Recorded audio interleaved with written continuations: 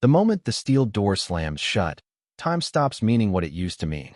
For the men and women living on America's death row, there is no future to plan for, only an execution date that may or may not arrive. Some have waited 10 years, others 20. A few have spent more time awaiting death than they ever spent living free. And every single day, they wake up knowing the state has already decided how their story ends. This is not prison as most people imagine it. There are no second chances here, no parole hearings, no countdown to release. Death row is a place where hope is rationed, silence is weaponized, and survival becomes a psychological battle fought entirely inside the mind.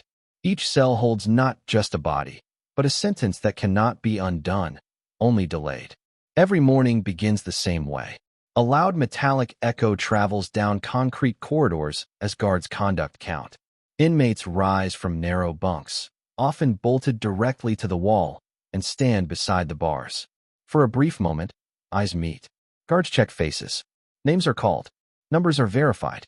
And then the reality settles in again. Everyone counted is still alive today. But tomorrow is never guaranteed. On death row, even routine sounds carry terror. Footsteps approaching a cell can mean many things: a meal tray, legal mail, a medical check. But sometimes, it means something far worse. It means the state has come to tell you that the appeals are over, that the date has been set, that the waiting is almost done. For many inmates, the waiting itself is the punishment. Days stretch into years under fluorescent lights that never truly turn off. Cells are often no bigger than a bathroom. 23 hours a day are spent alone, with nothing but the hum of electricity and the distant noises of other condemned inmates shouting into the void, trying to remind themselves they still exist. There are no group activities, no shared meals. Human contact is rare, and when it happens, it's controlled, measured, and brief. Conversations are shouted through bars or whispered through vents. Some inmates memorize the footsteps of guards just to feel connected to another human being. Others stop speaking altogether. Mental health deteriorates fast in a place built to erase time. Depression, anxiety, paranoia, and hallucinations are common. Some inmates develop rituals, counting steps, tapping walls, pacing in precise patterns. Anything to impose order on a life where nothing is in their control. And then there is the fear. Fear of execution methods. Fear of pain. Fear of dying alone. Fear that the system got it wrong, and that no one will listen before it's too late. On death row, innocence claims are not rare. Some inmates maintain their innocence until their final breath. Others admit guilt but still fear the final moment when the restraints are tightened and the room grows silent. The public often sees death row as justice served, a final answer, closure. But behind these walls, closure doesn't exist. Families on the outside wait too, mothers aging while their sons sit in concrete boxes, children growing up knowing their parent only through thick glass and monitored phone calls. Every appeal filed brings a flicker of hope. Every appeal denied feels like a second sentence. And for the inmates themselves, hope is dangerous. Hope can keep you alive, but it can also destroy you when it disappears. Some inmates stop filing appeals altogether, choosing certainty over endless limbo. Others fight until the very end, clinging to the smallest procedural error, the faintest chance that tomorrow won't be the day. Death row is not just about punishment. It is about control, about isolation, about forcing a human being to live every day under the shadow of their own death, while the world debates whether they deserve it. This is the daily reality few ever see. Not the courtroom drama, not the headlines, not the verdict, but the slow, crushing weight of waiting to die. One count, one meal tray, one sleepless night at a time. And as we go inside America's death row, you'll hear the sounds, feel the isolation, and understand why many say the sentence itself is worse than death. Because here, survival isn't about escaping. It's about enduring the unimaginable every single day until the state decides your time is up. And this is life on death row. Before we begin, tap like, leave a comment, and subscribe to the channel. Your support helps us uncover the darkest corners of the prison system. Now let's step inside. The sentence itself is often delivered in a matter of seconds.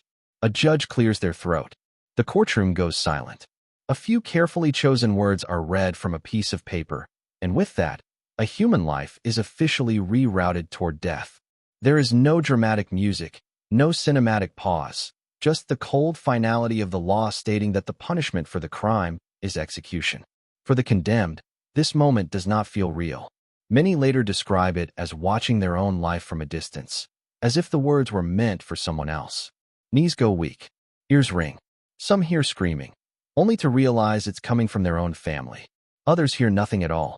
The brain shuts down as a survival mechanism, unable to process the weight of what has just been decided.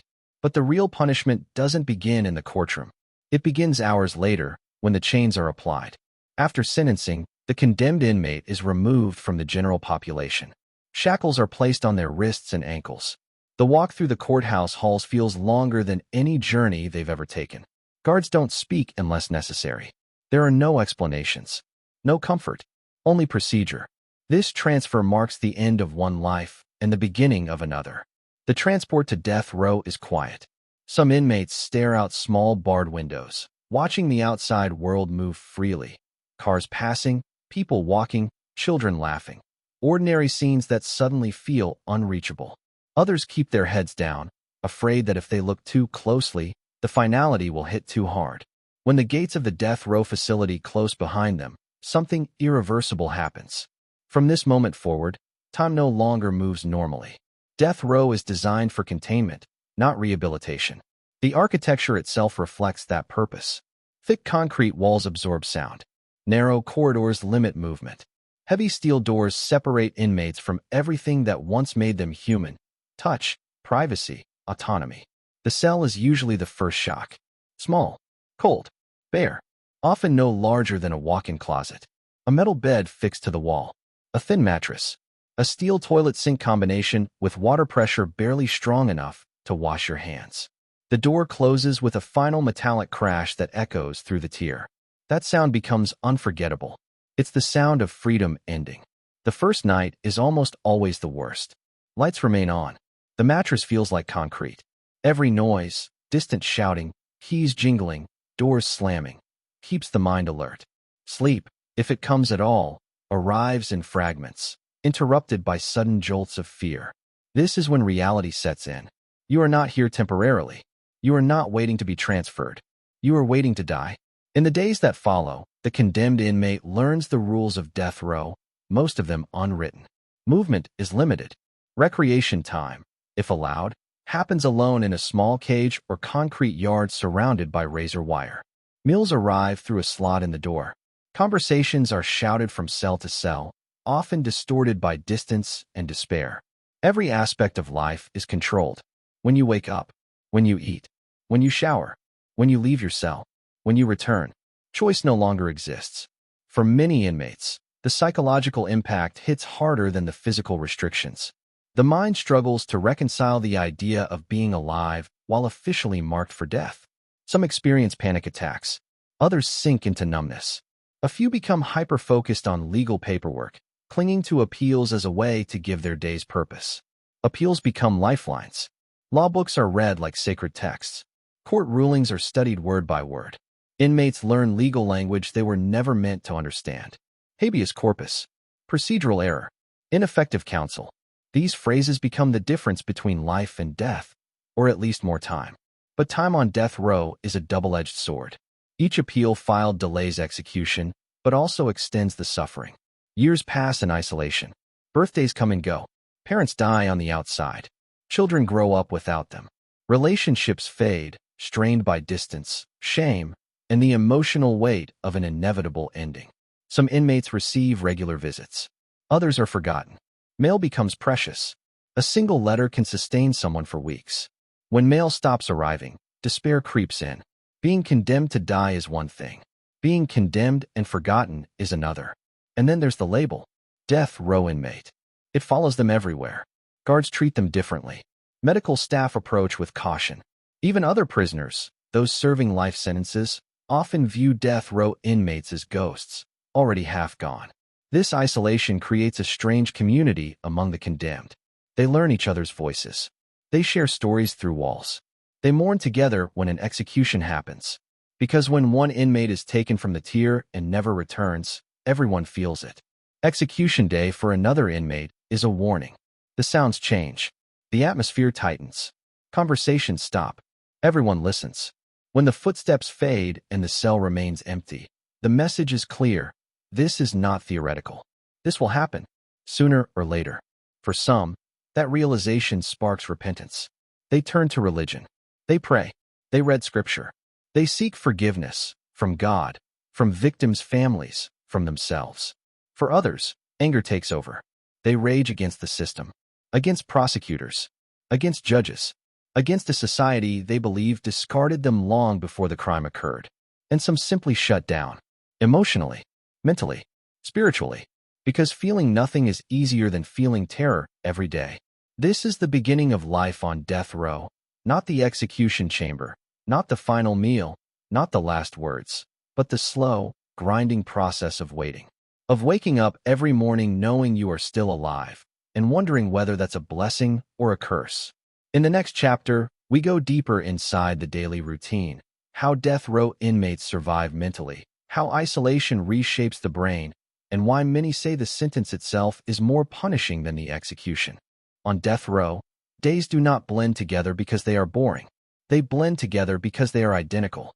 Time is stripped of meaning almost immediately. There are no weekends to look forward to, no holidays that feel different, no milestones that matter. Each day begins and ends the same way, inside the same concrete box, under the same fluorescent lights that never fully dim. For inmates sentenced to die, routine becomes both a lifeline and a form of torture. The day usually begins before sunrise. A sharp metallic sound cuts through the silence as guards begin count. Keys jingle. Boots echo down the tier. Each inmate must stand, visible from the cell door, proving once again that they are still alive. Names are called or numbers checked. The process is fast, mechanical, and emotionless. It is the first reminder of the day. You exist only to be accounted for. After count, inmates return to their bunks. Some try to sleep again. Most can't. Anxiety sits just below the surface, constant and exhausting. The mind races in the quiet hours, replaying the past, imagining the future, or fixating on fears that never fully disappear. Breakfast arrives through a slot in the door. The food is basic, often cold by the time it reaches the cell. There is no dining hall, no shared tables, no conversation. Eating is done alone, sitting on the edge of the bed or the concrete floor. For many inmates, meals are the only markers of time. Breakfast means the day has started. Dinner means another day has been survived. Between meals, there is nothing but waiting. Some inmates are allowed limited recreation time, often 1 hour a day, sometimes less. Recreation doesn't mean freedom. It usually takes place in a small outdoor cage or a concrete enclosure with high walls and razor wire overhead. No grass, no open sky, just enough space to pace in circles. And even this is done alone. There is no basketball, no weights, no group exercise. Interaction is minimal. Recreation becomes another form of isolation, a reminder that even fresh air is controlled and temporary. Back in the cell, the real battle begins. Isolation changes the human brain. Without regular social interaction, the mind turns inward. Thoughts become louder. Memories replay endlessly. Regrets sharpen. Fear grows teeth. Some inmates talk to themselves just to hear a human voice. Others shout to neighboring cells, piecing together conversations through vents and cracks in the walls. These exchanges are rarely casual. They are confessions, prayers, rants, or debates about law, religion, and death. Every conversation carries weight because there is nothing else to distract from it. Silence is the enemy. To fight it, inmates create routines of their own. Reading becomes essential. Law books, religious texts, old novels, anything that allows escape, even temporarily. Some inmates write letters obsessively, filling pages with thoughts they can't say out loud. Others keep journals, documenting every emotion, every nightmare, every flicker of hope. Writing becomes proof that they still exist. But mental survival is fragile on death row. Sleep is rarely peaceful. Nightmares are common. Some inmates wake up gasping, convinced they heard footsteps stopping at their cell. Others dream of execution chambers, restraints, and final moments they've never experienced but know all too well. Medical and mental health care is limited. Therapy, if available at all, is brief and impersonal. Depression is widespread. Anxiety disorders are common. Psychosis is not unusual, yet vulnerability can be dangerous. Showing weakness can make inmates feel exposed, even in isolation. So many suffer in silence. Religion becomes a refuge for some. Prayer offers structure, meaning, and the idea that death is not the end. Chaplains are often among the few people who speak to inmates without judgment. Confessions are made. Tears are shed. Forgiveness is sought, sometimes sincerely, sometimes desperately. For others, faith offers no comfort. They wrestle with anger instead.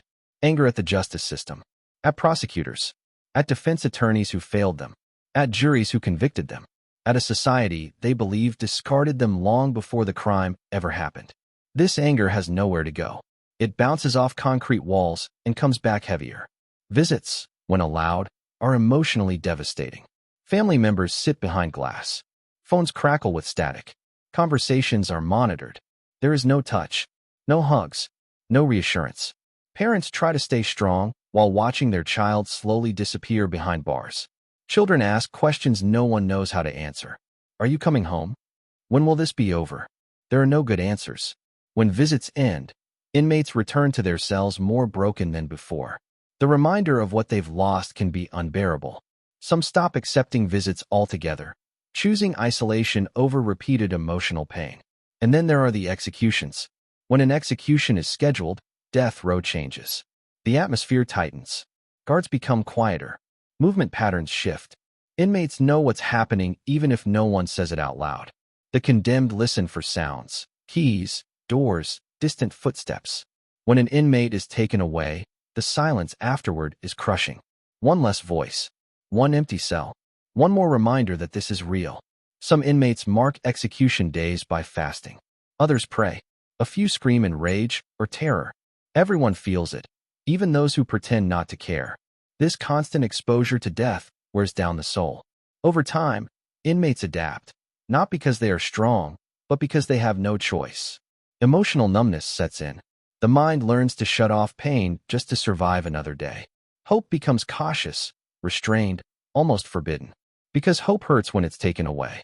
This is what life becomes on death row, a cycle of waiting, fearing, coping, and enduring. Not living, not dying, just existing in a space between the two, where every tomorrow feels borrowed. And yet, despite everything, many inmates continue to wake up each morning and face the day. Not because they want to, but because survival is instinct, even when the outcome is already decided. In the next chapter, we will explore the psychological toll of long-term isolation, how death row reshapes identity, destroys time perception, and why many experts argue that the sentence itself is a form of slow psychological execution. Death row does not only punish the body, it dismantles the mind. Long before an execution date is ever set, something else begins to die inside the condemned, the sense of self. Psychologists who have studied death row inmates describe the experience not as incarceration, but as psychological erosion. Piece by piece, the mind is worn down by isolation, uncertainty, and the constant awareness that the state intends to end your life. At first, inmates try to hold on to who they were before. They remember their names, their families, their past jobs, their hobbies. They replay memories in detail, holidays, conversations, moments of happiness, anything that reminds them they were once more than a case number. But as the years pass, those memories begin to blur. Faces fade. Voices become harder to recall. Time stretches so thin that the past starts to feel fictional. Eventually, many inmates stop thinking of themselves as people. They become the condemned. On death row, identity is replaced with a sentence. Inmates are not referred to by who they are, but by what they are waiting for. Guards rotate shifts. Lawyers come and go. Administrations change. But the condemned remain frozen in place, trapped in a moment that never ends. This prolonged limbo creates a unique psychological condition. Experts call it death row phenomenon, a combination of severe anxiety, depression, paranoia, emotional numbness, and cognitive decline. Unlike other prisoners, death row inmates live with a certainty that most humans never experience. They know how their story ends. What they don't know is when. That uncertainty is torture.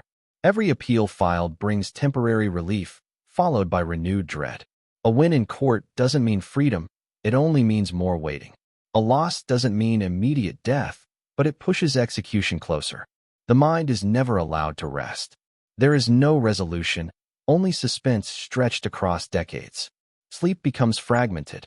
Inmates report falling asleep from exhaustion, only to wake up in panic, convinced they heard guards approaching their cell. Some experience recurring dreams of being strapped down, unable to move or speak. Others dream of being free, only to wake up and realize the nightmare is reality. Over time, the brain adapts in unhealthy ways. Hallucinations are not uncommon. Inmates report hearing voices, footsteps, or conversations that aren't there. The silence becomes so intense that the mind fills it with sound. Some inmates become hyper-aware of their own breathing, their heartbeat, their thoughts, until they feel trapped inside their own head. Social skills deteriorate. After years of isolation, basic interaction becomes overwhelming. Even brief conversations can trigger anxiety. Eye contact feels invasive. Touch becomes terrifying. Some inmates struggle to speak in complete sentences, not because they are unintelligent, but because they haven't practiced being human in so long. Emotionally, many become flat. Joy feels inappropriate. Laughter feels dangerous. Caring too deeply about anything feels like setting yourself up for more pain. So inmates suppress emotions, not consciously, but instinctively. They learn to exist in a narrow emotional range, where nothing hurts too much and nothing feels too good. But suppression has a cost. Unexpressed emotions don't disappear, they turn inward. Guilt becomes heavier. Regret grows sharper. Inmates replay their crimes, their trials, and their mistakes endlessly. Those who maintain their innocence suffer differently, haunted by the belief that the system failed them and that no one will fix it in time. In both cases, the result is the same: psychological exhaustion. Time perception is one of the first things to break. Minutes feel like hours. Years pass unnoticed. Inmates struggle to remember dates, seasons, even their own age. Birthdays lose meaning. Holidays become reminders of absence rather than celebration. Some inmates stop tracking time altogether, letting the prison schedule dictate their existence. The outside world becomes abstract. Technology advances. Laws change. Culture shifts. But death row inmates remain locked in the past, disconnected from society. When they hear about new inventions or global events, it feels like learning about another planet. This disconnection deepens the sense of being already dead, physically alive, but socially erased. Even hope mutates on death row. In the early years, hope is loud and demanding. It pushes inmates to fight, to appeal, to believe in miracles. Later, hope becomes quieter, more cautious. Some inmates redefine hope, not as freedom, but as dignity. A painless death, one last visit, an opportunity to apologize. For others, hope disappears entirely. This is when suicide risk rises. Some inmates attempt to end their lives, not out of impulsive despair, but out of exhaustion. The endless waiting becomes unbearable. The idea of choosing their own ending feels like reclaiming control. Prisons respond with suicide watch, bright lights, constant observation, stripped cells, which often worsens the psychological damage. The irony is cruel. A system designed to carry out executions spends enormous effort preventing inmates from dying on their own terms, only to kill them later through official means. Despite everything, some inmates find ways to preserve fragments of themselves. They mentor younger prisoners through letters. They create art from scraps of paper and pencils. They write memoirs, poetry, or legal guides to help others. These acts are not about redemption, they are about resistance. Proof that even under sentence of death, the human spirit searches for meaning. But resistance has limits. No amount of coping erases the knowledge that one day, guards will stop at the cell and not move on. That one day, the routine will break. That one day, the waiting will end. This knowledge reshapes every thought, every decision, every breath. Death row is not a place where people wait to die. It is a place where the mind is slowly dismantled by anticipation. And for many, by the time the execution finally comes, the person the state intended to kill no longer exists in the way they once did. In the next chapter, we will examine the role of the justice system itself: appeals, legal failures, wrongful convictions, and the irreversible consequences when the system gets it wrong. Death row exists because the justice system claims certainty, a conviction, a verdict, a sentence meant to be final. But behind that appearance of certainty lies a system built by humans, and humans make mistakes. On death row, those mistakes are not theoretical. They are permanent. And when the punishment is death, there is no margin for error. For many condemned inmates, the trial is only the beginning of the fight. After sentencing, the legal process enters a long and complex phase of appeals. These appeals are not about re-arguing guilt or innocence in a dramatic courtroom setting. They are technical, procedural, and brutally narrow. One missed objection, one improperly submitted document, one attorney error can mean the difference between life and death. The burden shifts entirely to the condemned. Inmates must now prove that something went wrong, often years or decades earlier, inside a system that rarely admits fault. Evidence may be lost, witnesses may be dead, records may be incomplete, and the inmate, sitting alone in a concrete cell, must rely on overworked or underfunded attorneys to uncover errors buried deep in legal transcripts. Many death row inmates were represented at trial by lawyers who were unprepared, inexperienced, or overwhelmed. Some attorneys failed to investigate alibis. Others didn't call critical witnesses. In some cases, defense lawyers were later disbarred, suspended, or convicted of crimes themselves. But on death row, proving ineffective assistance of counsel is notoriously difficult. Courts often rule that even deeply flawed representation does not meet the legal standard for reversal. The message is clear: bad lawyering is not always enough to save a life. Prosecutorial misconduct is another recurring issue. There are cases where evidence favorable to the defense was withheld. Jailhouse informants were incentivized with reduced sentences. Forensic methods later proven unreliable were presented as scientific fact. Eyewitness testimony, now widely known to be fallible, was treated as unquestionable truth. Once a jury hears these claims, the damage is done. Appeals courts rarely re-examine facts. They examine procedures. And if the process appears mostly correct, executions move forward, even when serious doubt remains. For inmates who maintain their innocence, this reality is devastating. Imagine being told that the court does not need to decide whether you are innocent, only whether the trial followed the rules closely enough. Truth becomes secondary to process. Justice becomes paperwork. Some inmates spend decades filing appeals that are denied one by one. Each denial chips away at hope. Each ruling uses language that feels detached, clinical, and distant from the human being waiting in a cell. Phrases like harmless error and procedural default carry enormous weight, yet they are often incomprehensible to those whose lives depend on them. When appeals run out, something changes. The inmate moves from condemned to scheduled. An execution date is set. The waiting becomes sharper, more intense. Legal teams scramble to file last-minute motions. Clemency petitions are prepared, often as a final plea to governors or parole boards. These petitions are emotional, detailed, and urgent, but they are rarely granted. Clemency is not justice. It is mercy, and mercy is unpredictable. Some governors deny every request. Others grant clemency only in extraordinary circumstances. Politics, public opinion, and timing all play a role. Victims' families are consulted. Prosecutors argue for finality. The condemned inmate becomes a symbol rather than a person. Once again, the outcome is out of their control. Then there are the cases that haunt the system, the wrongful convictions.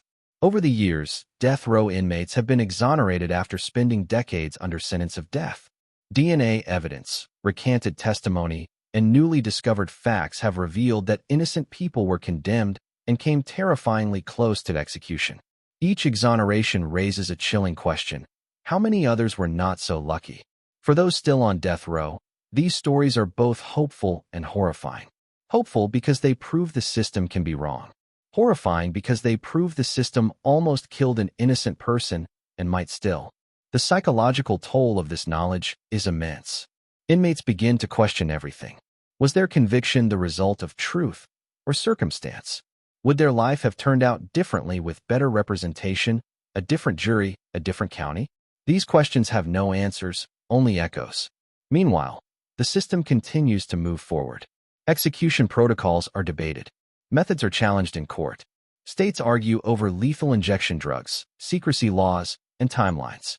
But the condemned remain where they are, watching these debates from behind bars, knowing their bodies are the subject of legal arguments. They are no longer participants. They are objects. Even when last-minute stays are granted, the relief is temporary. An execution date delayed is not an execution canceled. The psychological whiplash is severe. Inmates prepare for death, say goodbyes, write final letters, only to be told they will live a little longer. This cycle repeats. Prepare. Wait. Be reprieved. Wait again. It breaks people. Some inmates reach a point where they stop fighting. They waive their appeals, asking the state to proceed with execution. To outsiders, this looks like acceptance. Inside, it is often exhaustion. The desire to end the waiting outweighs the fear of death. The system calls this volunteering. But many experts argue there is nothing voluntary about choosing death after decades of isolation. At its core, Chapter 4 reveals a painful truth. Death row is not just about punishment for crimes. It is about the limits of a system that claims certainty in an uncertain world. When the punishment is irreversible, every error matters. And yet, the machinery of justice continues to operate, methodically and relentlessly, carrying human lives along its path. In the next chapter, we will confront the final stage, the execution process itself, the final days, the last moments, and what truly happens when the waiting ends. There comes a moment on death row when the waiting changes. Not because it ends, but because it sharpens. When an execution date is officially set, the abstract idea of death collapses into a fixed point on the calendar. It is no longer someday. It is no longer theoretical. It has a time, a place, a procedure.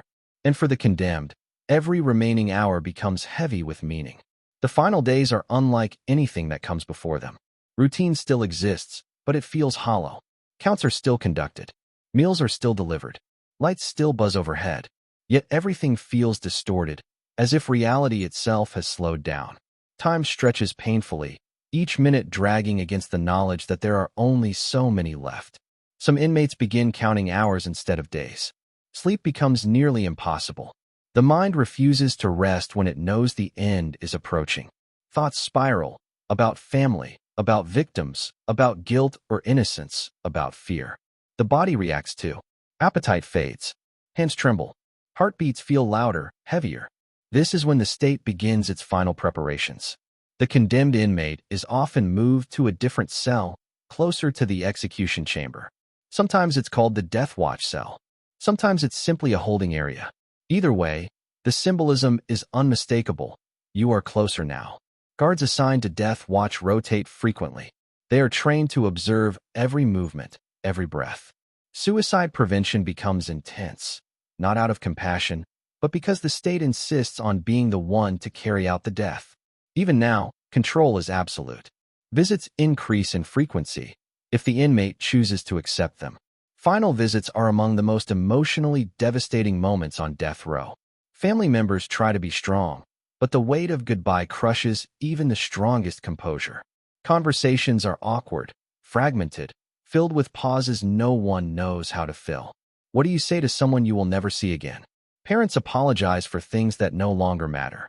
Children promise to remember. Siblings reminisce about childhood moments that feel impossibly distant. There are tears, but also long stretches of silence, because grief often leaves people wordless. Physical contact is still restricted. A hand through glass, a phone pressed to an ear, love filtered through security measures. When the visit ends, guards escort family members away first. The condemned remains behind, alone again. Spiritual advisors are often offered during this period. Some inmates accept eagerly, others refuse. Faith can bring comfort, but it can also intensify fear. For those who believe in judgment beyond death, execution is not just an ending. It is a passage into something unknown. Confessions are sometimes made, not always to crimes, but to regrets, to failures as parents, partners, sons, daughters. The need to be understood, even briefly, becomes urgent. Some inmates write letters obsessively, filling pages with apologies, explanations, or messages they hope will outlive them. Final meals are another ritual steeped in symbolism. The condemned is often allowed to choose their last meal, within reason. Some select foods tied to childhood memories. Others choose nothing at all, unable or unwilling to eat. The public often fixates on these meals, turning them into trivia, but inside the prison, they are quiet, somber affairs. There is no celebration, only anticipation. As execution day approaches, the atmosphere on death row changes. Other inmates sense it immediately. Conversations drop off. Shouting stops. Silence takes over. Everyone knows what is coming, even if they pretend not to. For those still waiting their turn, another inmate's execution is a mirror of their own future. For the condemned, the final night is unbearable. Lights remain on. Guards check constantly. Every sound feels amplified. The mind oscillates between terror and numbness. Some inmates pray nonstop. Others lie awake, staring at the ceiling, counting breaths, trying to stay grounded. Morning arrives anyway. On execution day, the condemned is usually woken early. There is a final count, a final shower. Clean clothes are provided, often plain, institutional garments. These small gestures feel surreal against the magnitude of what's about to happen. Restraints are applied. Wrists, ankles, waist. The walk to the execution chamber is short, but it feels endless. Walls blur. Sounds fade. Some inmates walk steadily. Others stumble. Guards remain professional, detached, focused on procedure. Witnesses assemble behind glass. Officials, journalists, victims' family members, sometimes relatives of the condemned. Each person there carries their own reason, their own pain. The condemned is secured to a gurney or chair. Straps tightened. Arms positioned. Veins prepared. The room is quiet. Last words are offered. Some inmates apologize. Some proclaim innocence. Some say nothing at all. Silence, in those moments, can be louder than any speech. When the process begins, the state takes over completely. There is no drama, no chaos, only procedure unfolding as designed. Machines hum. Clocks tick. Witnesses watch. For those observing, the moment feels suspended in time. For the condemned, it is the final surrender of control. Afterward, there is a pronouncement. A time of death. Curtains close. Witnesses leave. The chamber is cleaned. Another execution is added to the record. Death row absorbs the loss without ceremony. The cell is emptied. Belongings are boxed. A name is removed from the roster. Life goes on. For the families of victims, the execution may bring relief, or it may reopen wounds. Closure is not guaranteed. For the families of the executed, grief is complicated by stigma, silence, and unanswered questions. And for the inmates still waiting, the cycle continues. Another reminder. Another warning. Another day survived. Chapter 5 exposes the truth that is hardest to face. Execution is not a single moment. It is a process that begins long before the final breath and echoes long after it is taken. In the final outro, we will step back and confront what death row reveals about punishment, justice, and the cost of deciding who deserves to die. Death row forces us to confront a question society often avoids. Not whether a crime was committed, not whether punishment is deserved, but whether any system, built by humans, enforced by humans, and flawed by human error, should ever hold the power to decide who lives and who dies. Behind the walls, beyond the headlines, death row is not a single moment of execution. It is years, sometimes decades, of psychological punishment. It is isolation that reshapes the mind, waiting that erodes identity, hope that flickers just enough to hurt when it disappears. For some inmates, death row is the consequence of undeniable guilt. For others, it is a place they insist they never belonged. And for all of them, it is a reality defined by control, silence, and uncertainty. Victims and their families carry pain that never truly fades. Families of the condemned carry a different kind of grief, one shaped by shame, loss, and unanswered questions. And society, watching from a distance, is left to decide what justice really means when the punishment cannot be undone. Executions may end a sentence, but they do not erase suffering. They do not restore what was lost, and they do not guarantee closure. Death row shows us the limits of punishment, the fragility of certainty, and the human cost of believing that final answers exist in a world filled with complexity. Because once a life is taken, there is no appeal, no correction, no second chance, only silence, and the knowledge that the decision, right or wrong, can never be reversed. Thanks for watching. Like, share, and subscribe.